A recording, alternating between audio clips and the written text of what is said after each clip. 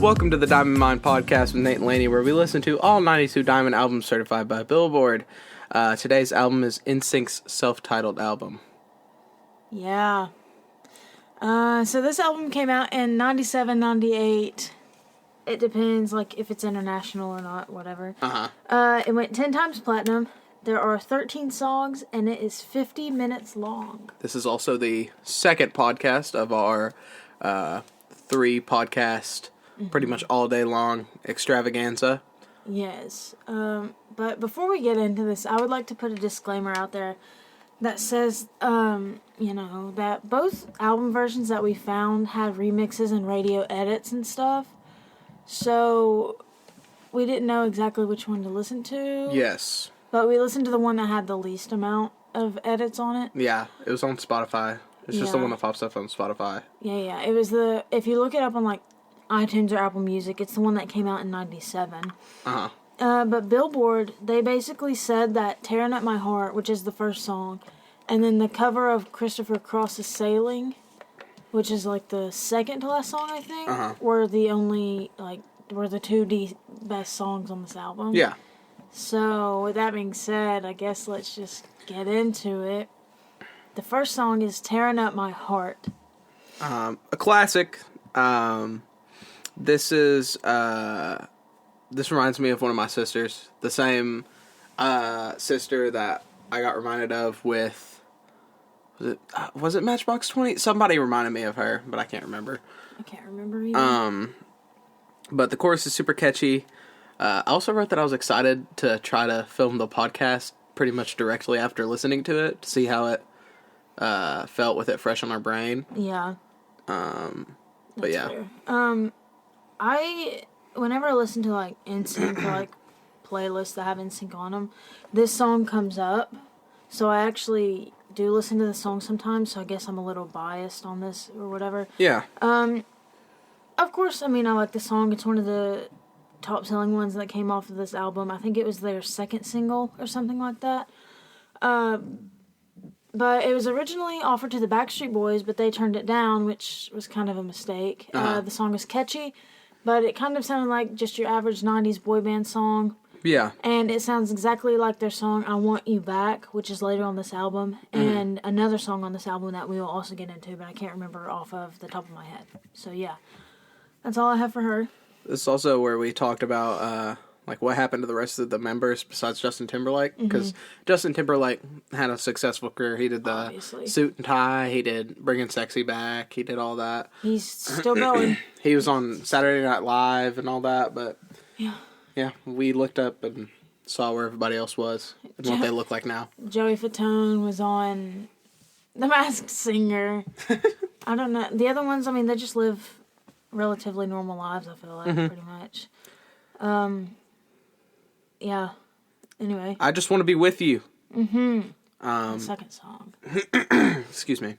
I don't really like the falsetto soft love song vibe that's going on with this song. Or generally, like, that's why I don't like the Bee Gees and people like that. Yeah. So, I wrote, we'll see how this goes. And this is, like, one of Nsync's 2 sounds that they use on the whole album. Sorry. I'm having, like, heartburn right now because I ate pizza earlier. Anyways.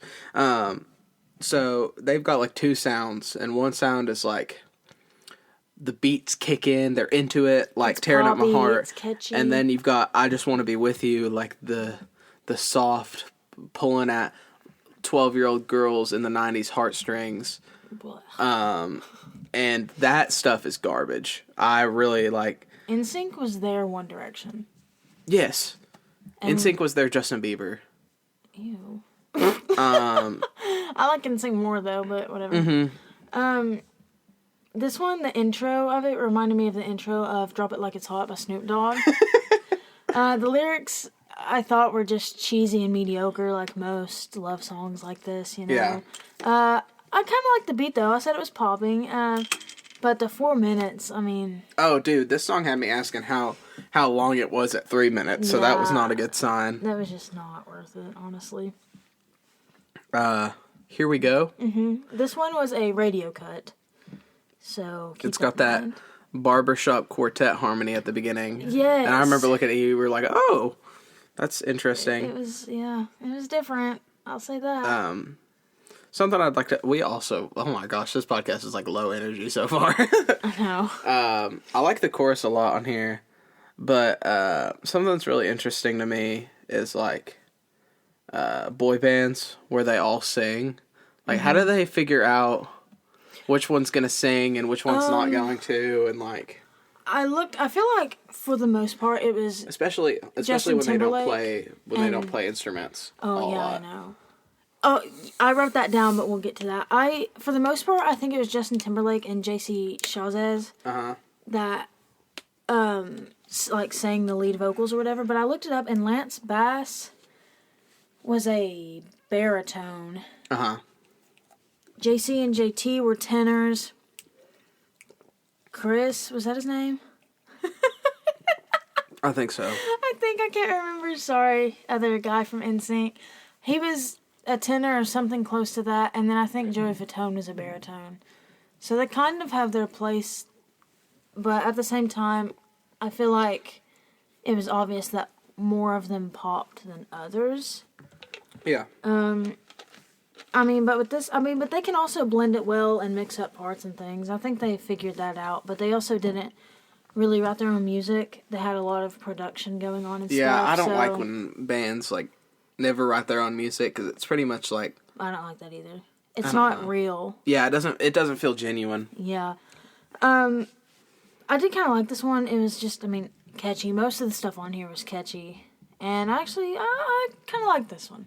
I'll say it. I kind of liked it. For the girl who has everything. And this one was a club mix. This is so cheesy. This one was horrible.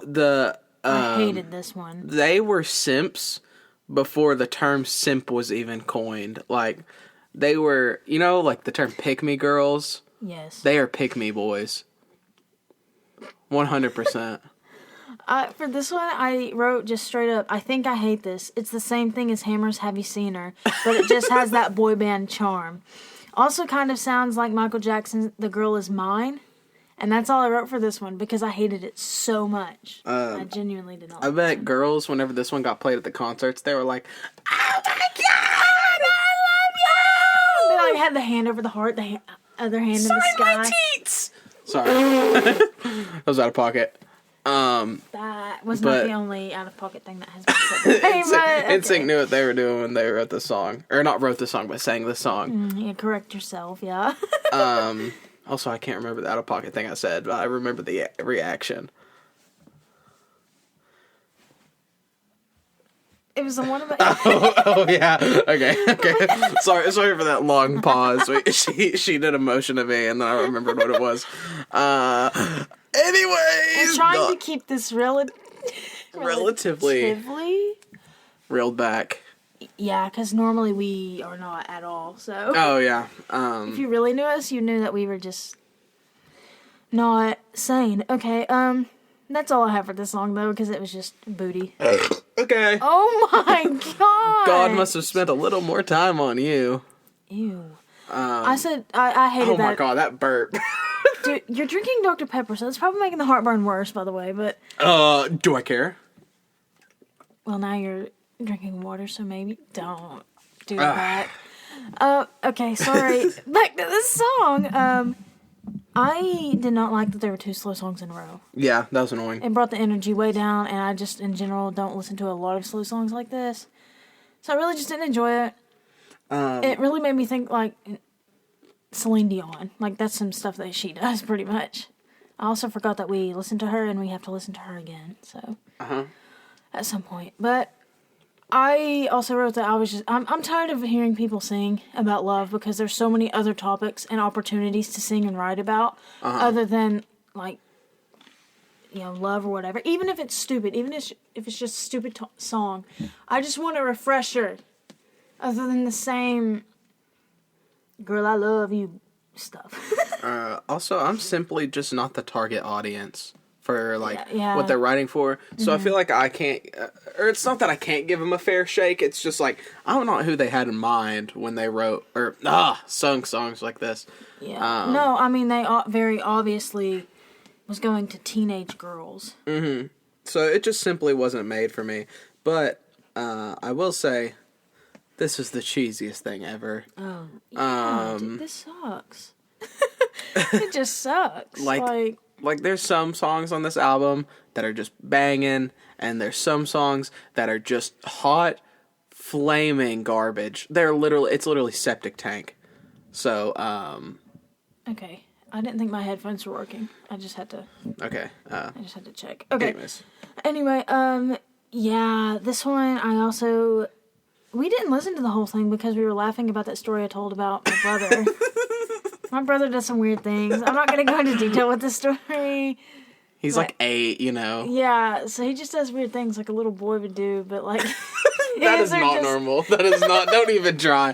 That was not a normal story. All kids do weird things. His is just next level. Yeah, his are just like very odd. Tra-la-la. That's exactly. He's Captain Underpants. Yeah, he is Captain Underpants. Yeah. Anyway, but getting into the next song, You Got It. That's short. I'm glad it's not a slow song.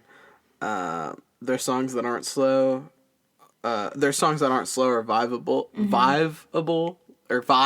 Sorry.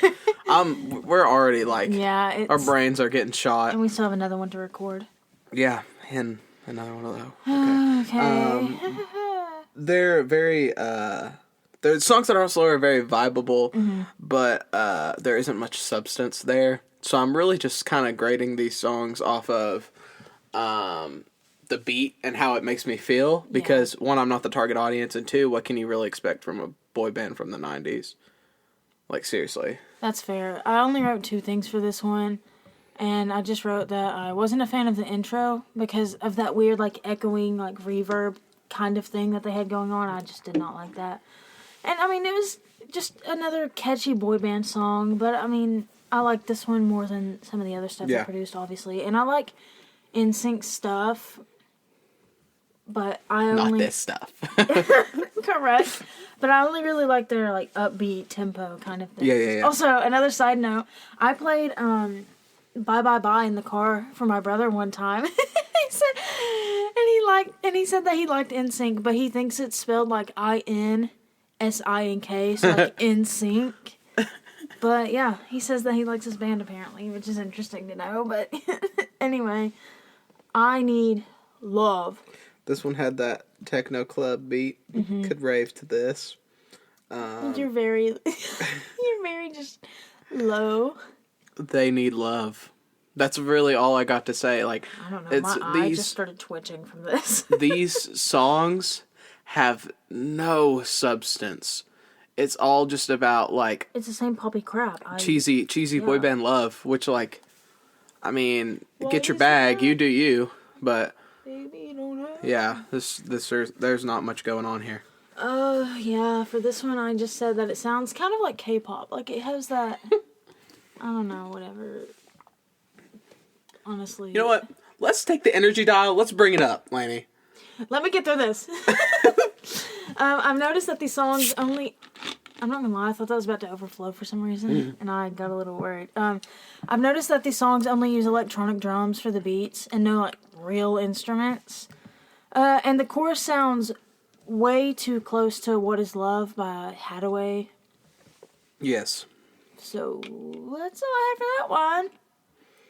The next one is, I Want You Back. That's literally the first thing I wrote radio. about. It's a radio edit, The though. bass lick is so mean. That bass lick, I wrote that after the chorus or whatever that happens. Yes. That little break. Yeah, I like that. That was my favorite part of the song. This one is also one of their most popular ones, and I've also, like, listened to this one on the playlist, too. Like, it's on a lot of throwback playlists and stuff. So, yeah. But this one is the one that sounds like Tearing At My Heart. Sorry, I just blanked. Yeah, that's literally all I have, actually. Okay. They've honestly got I'm sorry, I've got like, like when you drink soda and your spit gets like a little... Your saliva's thick. Of a more viscous... Yeah. That's what that word means, right? Hold on. You know what? That's not my major. Siri, define viscous. Thank you, sorry. Which word? V-I... Oh. Viscous means having a thick, sticky consistency between solid and liquid, having a high viscosity. Okay, yes. Okay, yeah, you're right. My spit is very viscous because of that. Word of the day, viscous. Yeah, V-I-S-C-O-U-S. My eyes. Not V-I-S-C-U-S, because that was another one. Hold on. Siri, what does that mean? Define viscous. We're about to find out.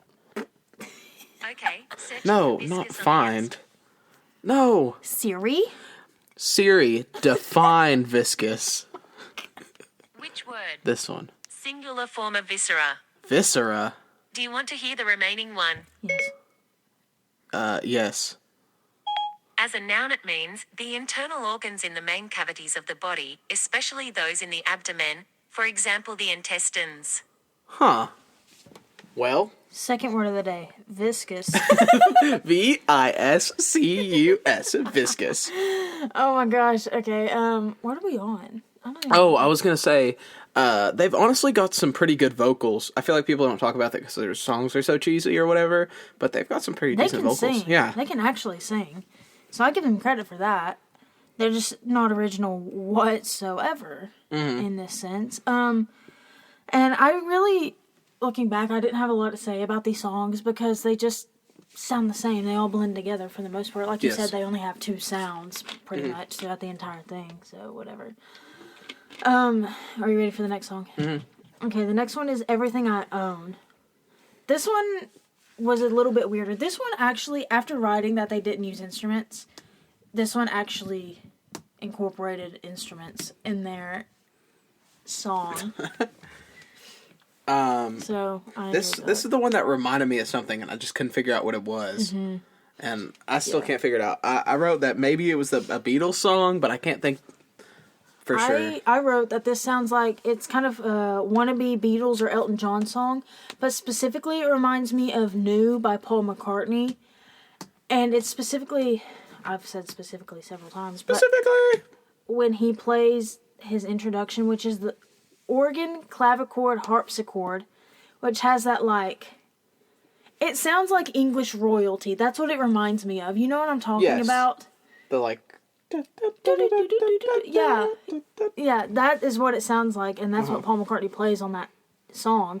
And this song, this introduction of Everything I Own also incorporates that, and so that was kind of weird, honestly. This is the one where that guy speaks sweet nothings to us randomly at the end. Yeah, this one was really weird. I didn't really feel this one, but I like that it was different than their other stuff, I guess.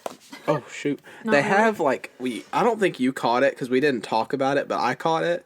At the very beginning, they have, a cheesy wind chime sound effect, fancy wind. Yeah, no, I did hear that. Okay, that was so weird. Because it was after they played the... whatever.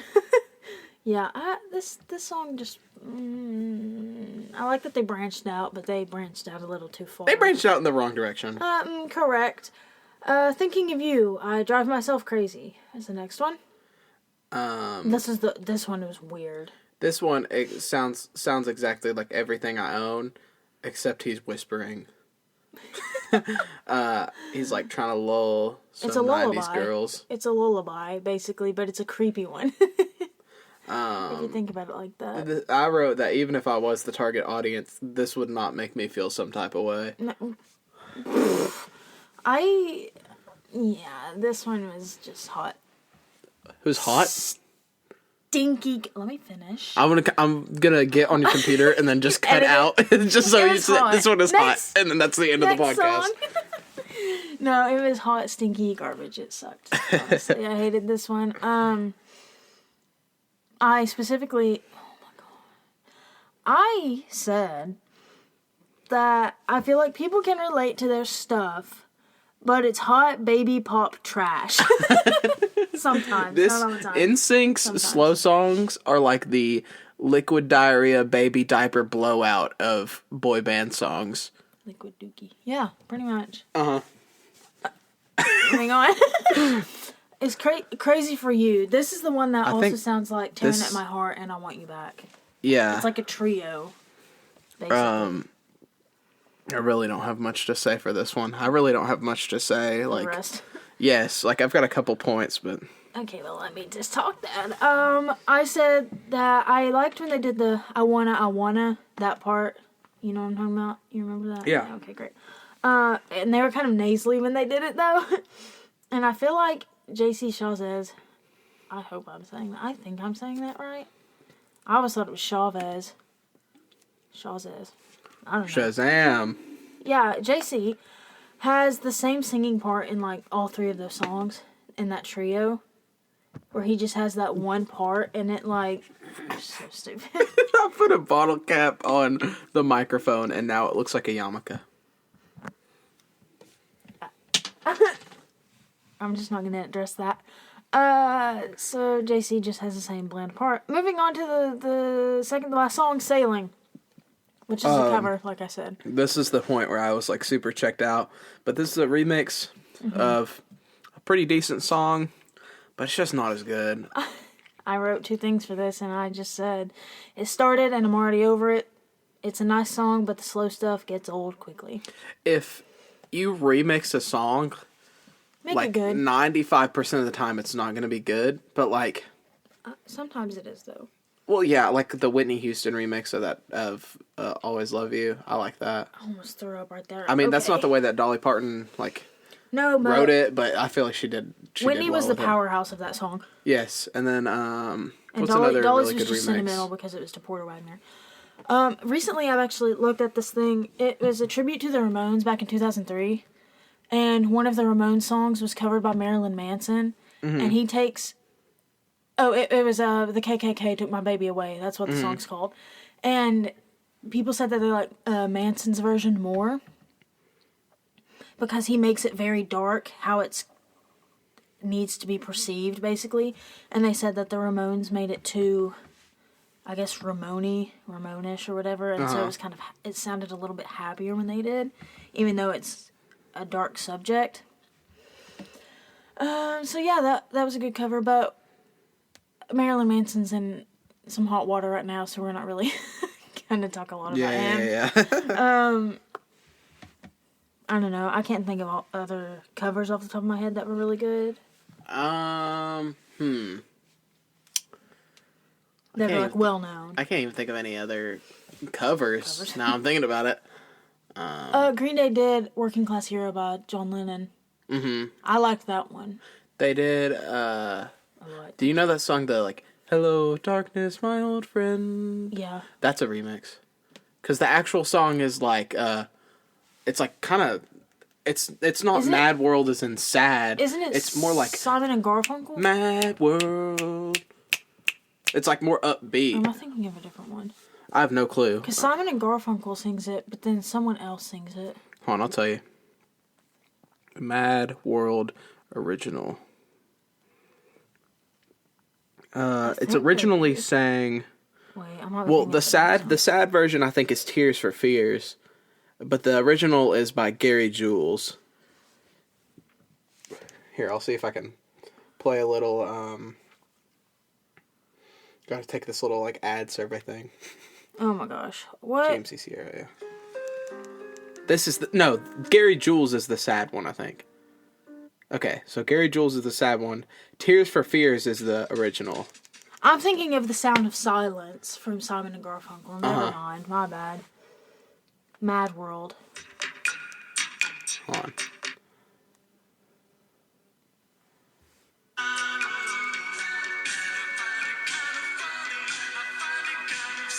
Yeah. See, that's the original. I've heard that. Yeah. I know what you're talking about. But the remix is a sad version, which I think they're both pretty decent. I don't really like techno 80s music, that kind of style, and that's what that beat is, so I don't really like that. But it depends on your mood, I guess. Basically, pretty much. Alright, you ready for the last song? Yes. Okay. Giddy Up. Girl, are you alone? That's literally what he says. I would like to point out this song, Giddy Up. Justin Timberlake and Britney Spears, when they were dating, Free Britney, when they were dating. Leave Britney alone! Leave her alone. That's when she was like going through a divorce or something. Anyway, back in 2007. But, they wore matching, like, jean outfits. She had a jean dress. He had a Canadian tuxedo, you know, jean jacket, jeans, and a jean cowboy hat. I want you all to look that up and then listen to the song Giddy Up and tell me that doesn't make sense in your head. Because this song uses country phrases, but it just doesn't make sense for their genre. It's very weird. It doesn't fit. Yeah. And it just wasn't good. It had a good beat, don't get me wrong. But I'm really glad that this is the last song and that it ended as quickly as it did. Yo, sweetness is my weakness. Okay, do you have anything for this song? No. Alright, so final thoughts. 70s. I said somewhere in the middle, kind of like that, but this is the first album that we've listened to where I really just don't know exactly where I want to put it, because it's just kind of like mush. Because and the middle is very wide. The big songs, or not the big songs, the like fast-paced poppy songs, those are very enjoyable, but the slow songs are not enjoyable. So it really just depends on like how everything else stacks up. It has filler, just like Garth Brooks and Britney Spears kind of had that too. I also think we just listened to that one before this one, right? What? Britney. No, it was MC Hammer. I'm sorry. But they were close. So, like, having the Britney and then the Nsync, who were popular at the same time, right? Yes. They were big. They were obviously, like, involved with each other. They knew each other, whatever. You can just hear how similar and bland. Did they have the same writer? I want to say no, because Nsync, some of their songs have like 7 writers on them. So I think they just had a huge crew, each doing their own thing. But I'm not sure. I think the 90s, they all just sounded the same, honestly. Like they. I mean, there was 3 really big genres in the 90s. It was like gangster rap, like punk rock or alternative rock, and like this poppy rock kind of the Justin Timberlakes and the Britney Spearses and the I almost said the Paris Hiltons, but she's an actor or an actress. The Paris Hilton. Okay. You can't think of any, can you? No, I can't. My brain is so fried. We have to listen to Backstreet Boys, so that's one. Oh yeah, Backstreet Boys. Who else? Normally I know a lot of people, but I can't think of any off the top of my head right now. That's really sad, actually. Oh shoot, what is that? Is Gwen Stefani? Is she 90s? Or is she early 2000s? I can't remember. Is Christina Aguilera 90s? Oh wait, crap, I don't know. Hold on, I can tell you though. Christina? Because I remember when she first started, she was different. She was raunchy. I won't even lie to you. She was... Madonna's raunchy, but she's not 90s. Well, she could be. You could classify her as that. 80s. Christina Aguilera's first album came out in 99. Okay. Well, she's like at the tail end, you know. So was Britney, though. Gwen Stefani? I think she was later. Yeah, maybe. 2004, yeah. Okay, well... You guys get the picture. Anyways, do you have anything else to say, Lainey? No, this episode kind of sucked. It's not that it sucked, it was just low energy. But, I mean, the album just wasn't very good. Anyways, that's true. We didn't have much to say. So. This has been the I'm in Mind podcast. We'll be at you next podcast with the Elvis Christmas album.